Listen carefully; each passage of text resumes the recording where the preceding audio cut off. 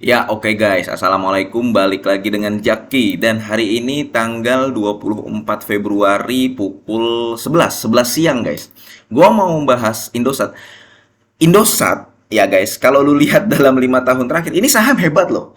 Kalau lu lihat dalam 5 tahun terakhir, Indosat ini sudah naik sekitar 300%.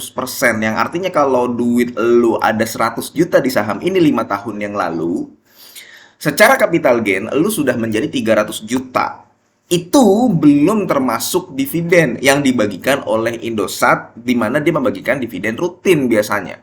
Nah, eh sebenarnya gue pribadi ya, gue pengen memiliki saham telekomunikasi karena terus terang di portofolio gue, kita kan melakukan diversifikasi ya.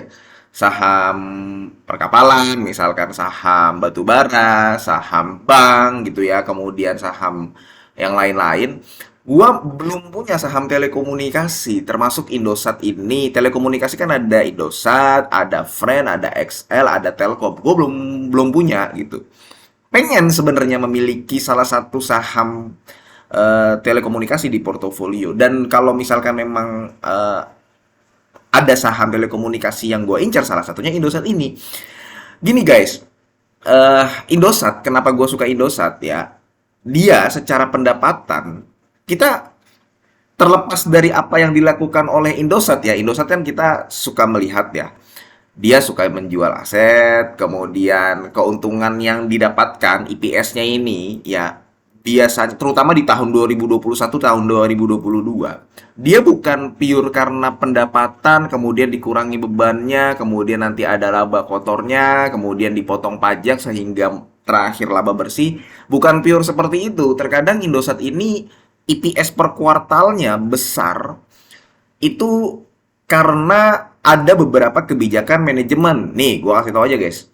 Contoh ya, di tahun 2021, dia keuntungan bersih dari jual dan sewa balik menara. Dia 6 triliun ya. Kemudian di sini ada 978 miliar. Artinya di bagian sini selalu ada kebijakan manajemen yang akhirnya ini kan jadinya mengurangi beban, guys.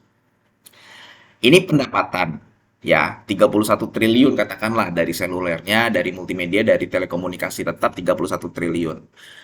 Ketika ini dijumlahkan beban penghasilannya ya, mulai dari beban penyelenggaraan jasa, penyusutan dan amortisasi, kalau dihitung-hitung ini sebenarnya sudah bisa mencapai 26 triliun, guys. 26 triliun, 27 triliun. Berarti kan marginnya sebenarnya tipis. Cuman karena ada ini ya 6 triliun 978 ini paling tidak mengurangi jumlah dari bebannya sehingga jumlah bebannya hanya 21 triliun. Alhasil ya laba sebelum pajak penghasilannya masih 7,5 triliun dan di tahun 2022 sama. Ya, keuntungan bersih yang diasosiasikan dengan hilangnya pengendalian atas entitas anak ini di sini ada lagi 3,4 triliun. Terakhir bahkan di tahun 2023 ini ada 1,3. Nah, kalau kita lihat di tahun 2020, di mana saat itu Indosat mengalami kerugian, ya, itu kan tahun 2020 berarti belum merger dengan Axis, sorry, belum merger dengan Hutchison, belum merger dengan Tri. Sehingga di mana dia mencapai jumlah pendapatan totalnya 27 triliun, ya, bebannya sendiri udah 25 triliun. Nah, ini yang gue bilang beresiko, guys. Ini yang gue bilang beresiko. Kemudian akhirnya ya laba sebelum pajak penghasilannya cuman bahkan rugi 500 miliar.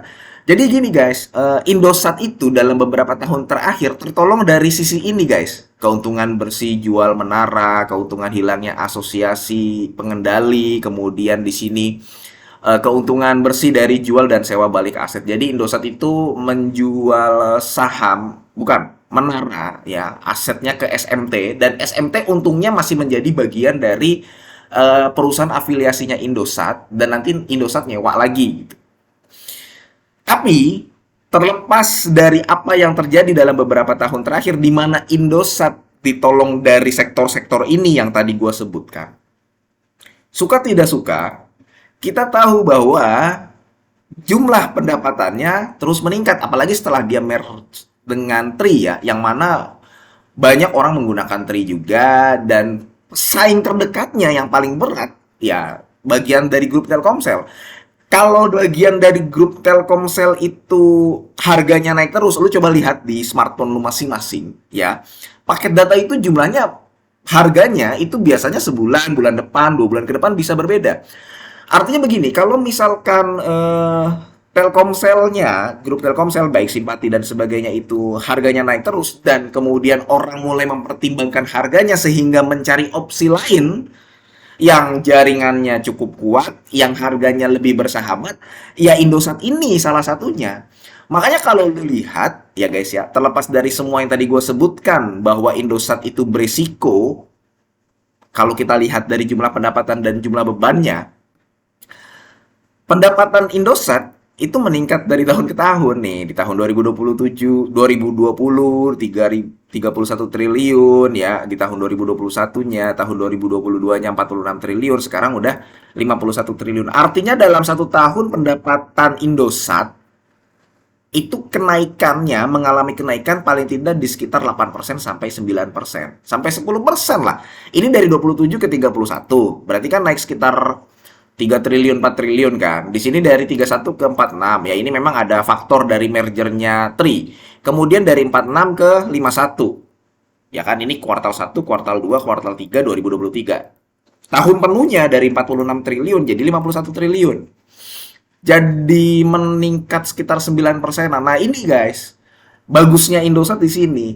Jadi kalau misalkan lu mau memegang Indosat, lu perlu memperhatikan apa yang dilakukan Indosat karena Indosat itu memang setahu gua pribadi manajemennya selalu melakukan hal-hal yang di luar kebiasaan karena masuknya dan mergernya dengan Tri itu kan asetnya bertambah, ekuitasnya juga bertambah ya. Dia perlu menyesuaikan di laporan konsolidasi dan di neracanya. Dia di bagian asetnya juga perlu disesuaikan, di laporan laba rugi dan penghasilan perlu disesuaikan.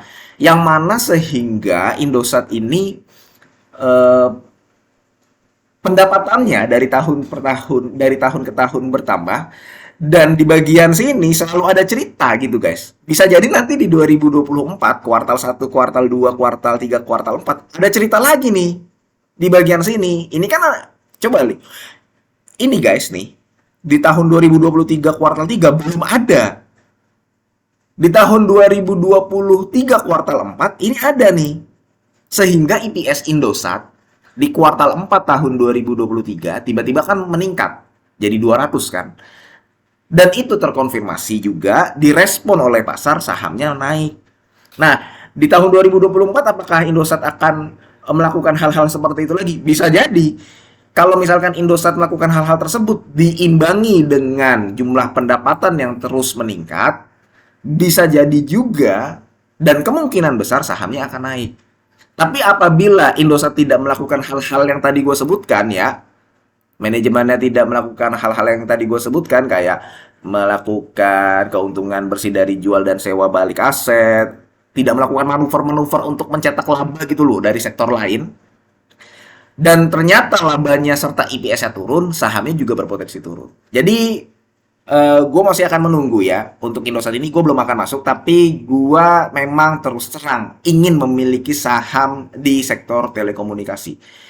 Jadi itu aja guys, mudah-mudahan video ini bermanfaat dan semoga lu sehat selalu sehingga kita bisa bertemu kembali di video-video selanjutnya. Ini bukan ajakan jual atau beli. Gua akhiri, wassalamualaikum warahmatullahi wabarakatuh.